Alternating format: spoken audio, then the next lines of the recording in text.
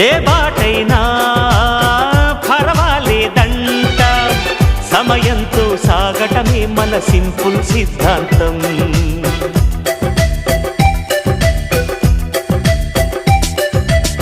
చిరుగాలికి పరిమళమిచ్చే సిరిమల్లెల వనమై ఉందాం, గగనాన్ని నేలను కలిపే హరివిల్లుల వంతెన అవుదాం. ఆనందం అంటే అర్థం మనమందా, ప్రతి పూట పాటై సాగే హుషారు సరిగమలో.